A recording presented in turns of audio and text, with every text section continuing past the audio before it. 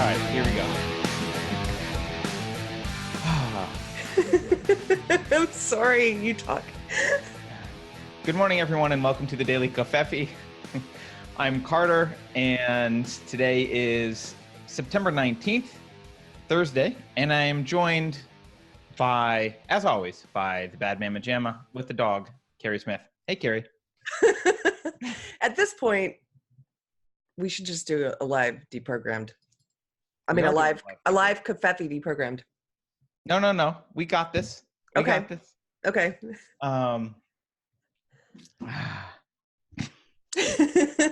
Today has been an interesting morning, folks, because Keri has not figured out how to use clocks yet, but she's close to figuring it out. Oh, God. I know, you make fun of me because I use a paper calendar and I use an old-fashioned alarm clock because I don't like using my phone for that. Not for I that. have no problem with you doing that as long as it works. Yeah, my clock was set wrong. It was flashing 12 and she kept looking at it going, I got plenty of time. You wanted to talk about Greta Thunberg today, Keri. Yeah, I just wanted you to tell me your opinion about this kid because I've heard a lot of things about her. And I saw a funny meme that I'm going to share with you in a second. Well, my first feeling is that I feel bad for her. And I read a little bit of her Wikipedia. First of all, her mother's an opera singer and her father is an actor. So a house full of narcissists. I feel bad for her already. Then she first heard about climate change in 2011 when she was 8 years old and could not understand why so little was being done about it. Now, an 8-year-old's concept of climate change is never going to be sophisticated. And when you have, we mentioned this the other day, when you have alarmists telling her that the world is going to end, of course the 8-year-old is going to wonder why nothing's being done. In fact, there's a quote of hers, which I think actually captures this. She says, I am here, this is in one of her recent speeches, I am here to say our house is on fire. I want you to act as you would in a crisis.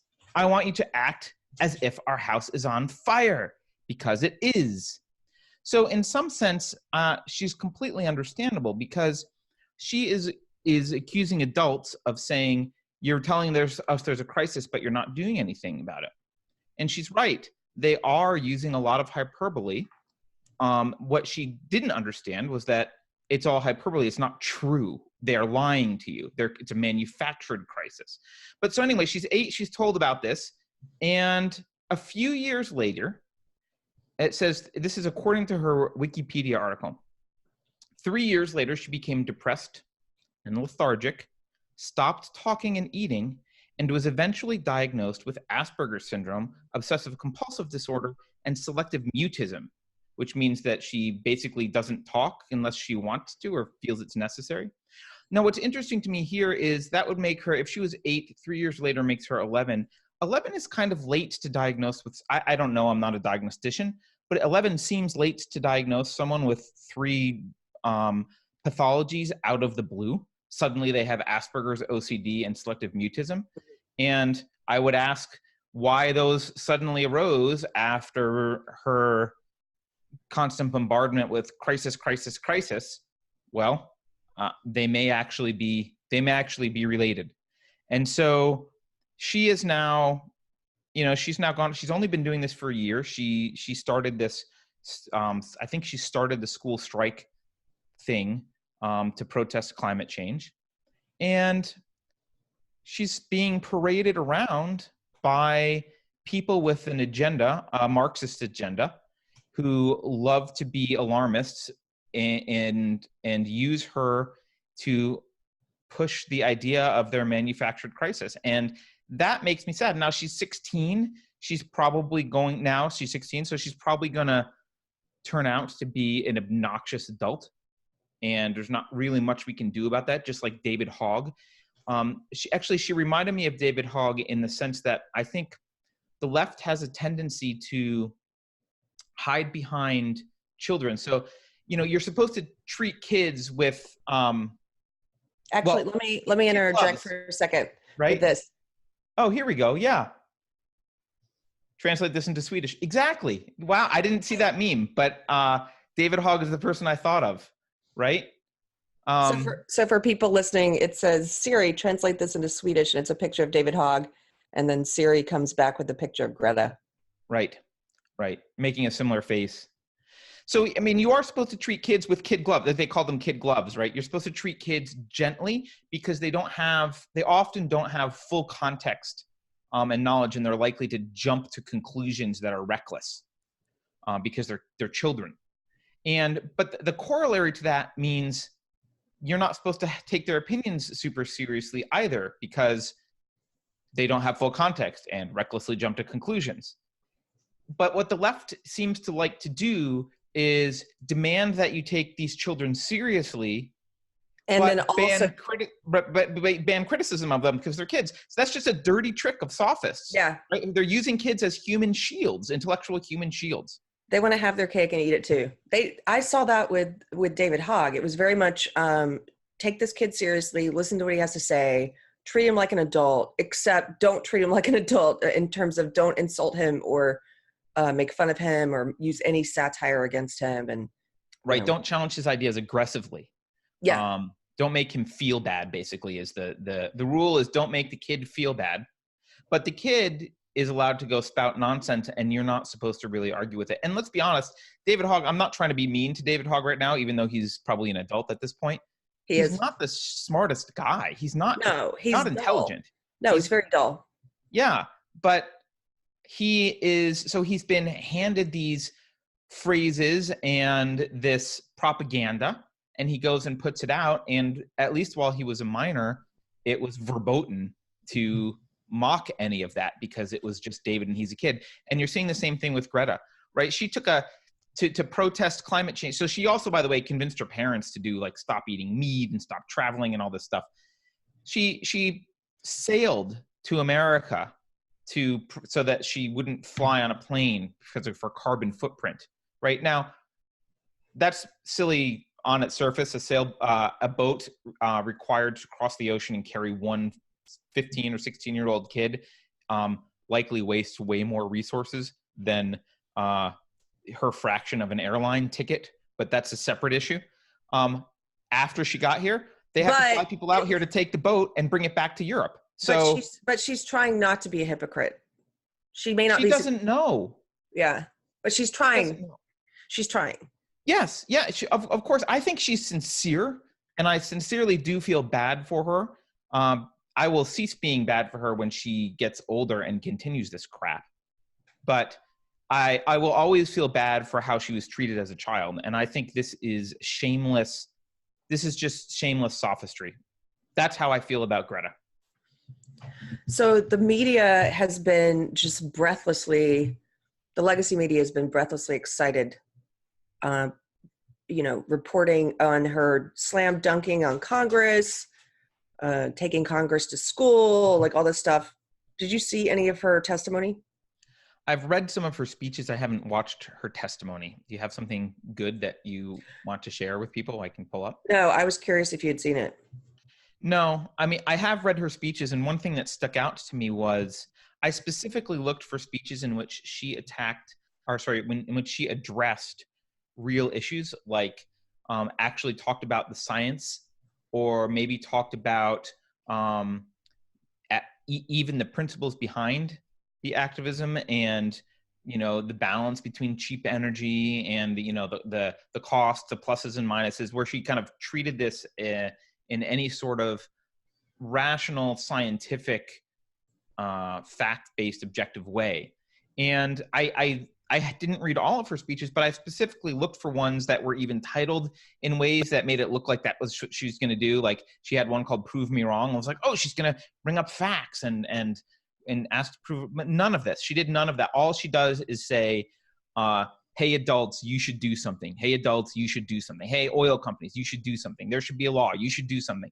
There's no actual substantive discussion with her. And, she's 16. I don't expect although frankly, I know 16-year-olds who could absolutely have a substantive discussion on this topic, but she's not, I don't expect her to be the world expert on it, but she, I thought maybe she would start with some facts, but she's not really doing that. She's just taking all of the propaganda for granted and bitching loudly about adults not doing anything, quote, doing anything about it. That's all she's doing. Yeah. So I don't know. It's similar to David Hogg in another way, in that it's a crisis with a lot of propaganda where they're using primarily just emotion. Yeah, the emotion thing's an interesting point, because I was thinking about this. Tell me if I just made this up, Keri, so it could be totally wrong. I just thought about it this morning. Tell me how you think about this. I was thinking that the right tends to respond to emotional arguments a lot more when they are abstract concepts like freedom and patriotism. And so you can like put an American flag up and an eagle and they're like, yeah, invade Iraq, right? Like you can drum up irrational emotional support through using emotionality with respect to abstract concepts. But I don't see that a lot on the left. What I see more on the left is taking weak or suffering people and using them. And you can drum up a lot of emotionality on the left for that. So it's like kids in cages, kids in school, dead body on beach. Like that's what gets them all emotionally excited and divorced from reason. Yes. Well, this goes back to Jonathan Haidt's The Righteous Mind, which we should definitely read in book club at some point, and the different channels of morality.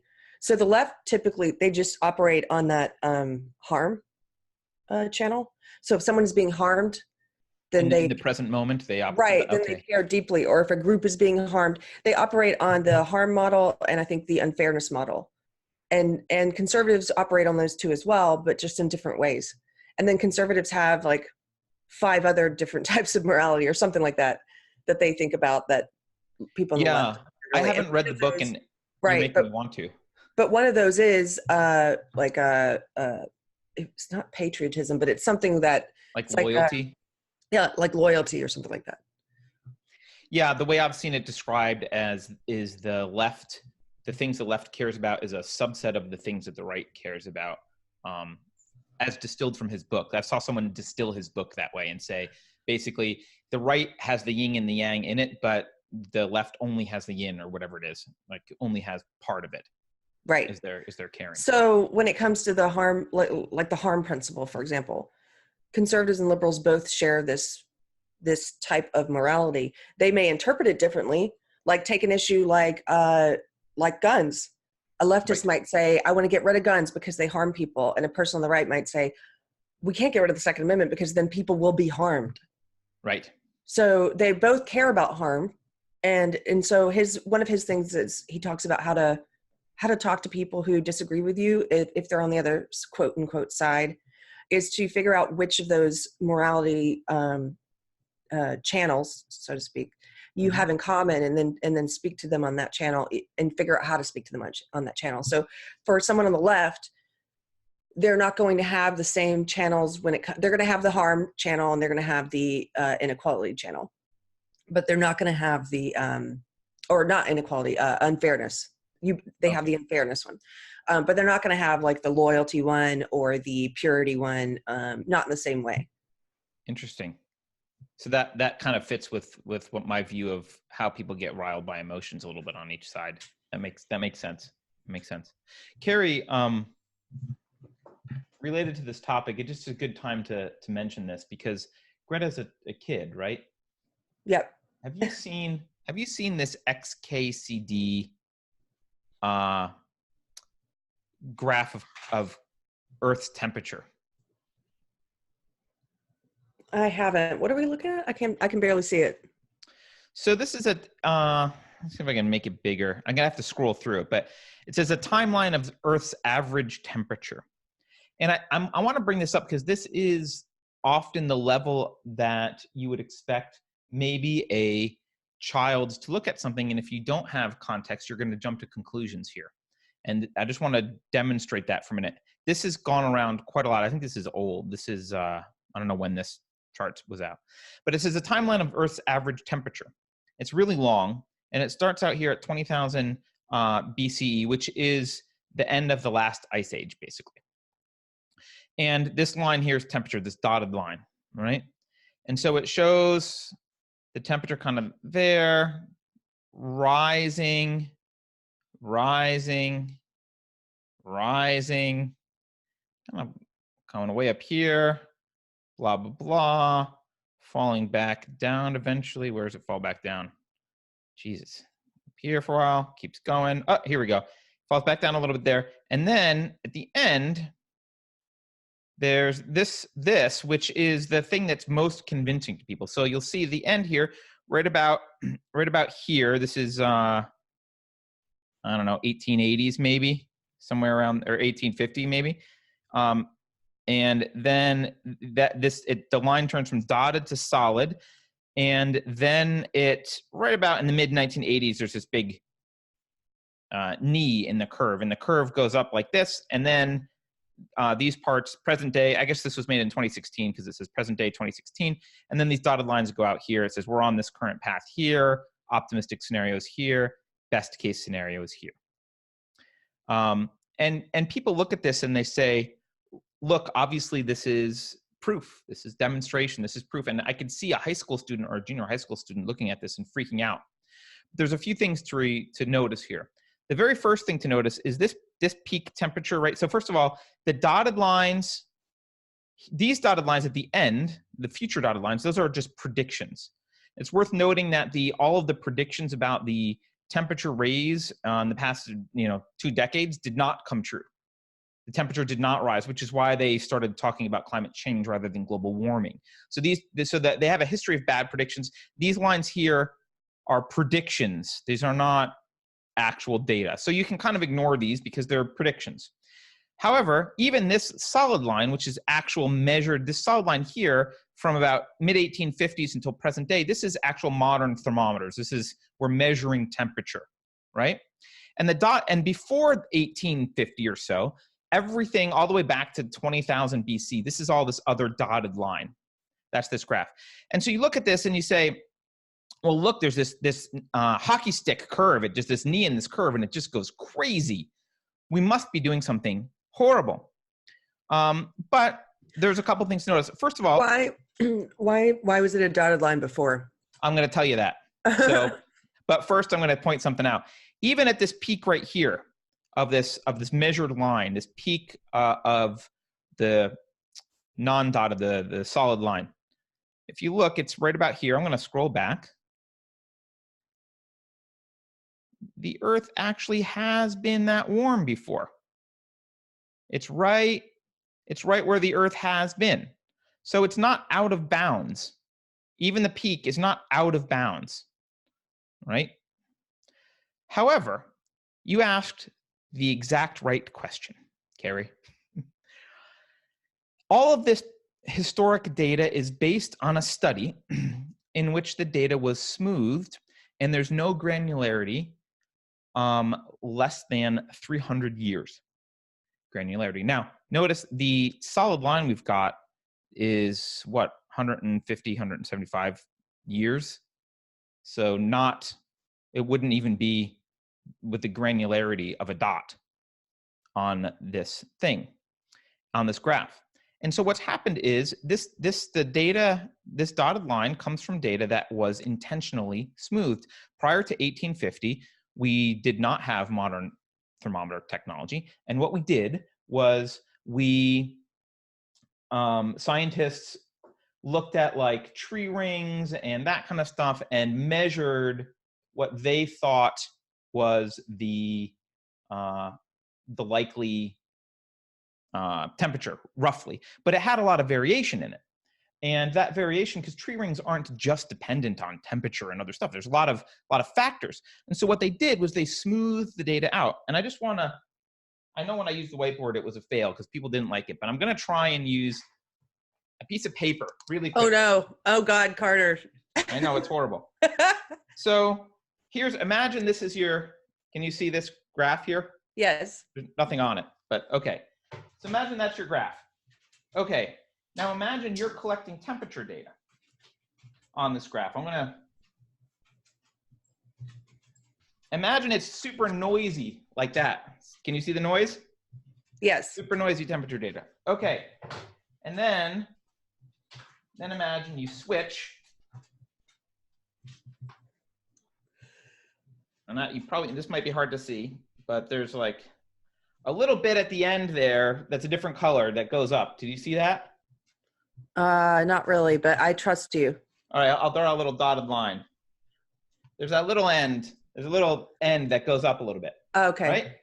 So, but all that purple stuff, actually, they couldn't keep those temperatures. Those temperatures they were too noisy and they needed to be smoothed out. So what scientists did was they took this line and they said, well, it's kind of just averages here. Yes. Yes. Right? and then they looked at the little part at the end and said, oh my God, it's going up. It never varies like this. Oh my God. Well, that's not true. That's not true at all. That's not how science works, and it's totally false. And it's used in a misleading way to convince high school students and people who don't ask questions that we are in an unprecedented crisis and that we're going to be Venus in 50 years if we don't stop eating meat and junk all of our cars. And that is a lie. But it's not surprising that a poor, I don't mean poor economically, but a poor Swedish girl when she was 8 years old freaked out when this kind of thing was told to her and didn't ask questions about, hey, what was your statistical method for smoothing data? Right? She's not going to ask those questions. She's not going to ask where the data comes from exactly.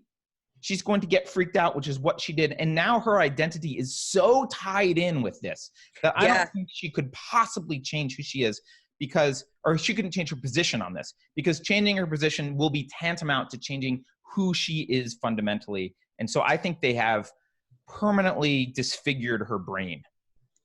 Yeah, it's well, it's like we've talked about before. A lot of times, if I compare it to someone who's wrapped up in SJW ideology, their ideology becomes their identity. They mistake it for their identity. So it is, when you criticize their opinions or you disagree with them, that's why they feel like they've been personally attacked, because they take their opinions for themselves. They take it for who they are. And then just imagine, like, that's why I've always said it's hard enough for someone to walk away from a belief system like that when it is who they are.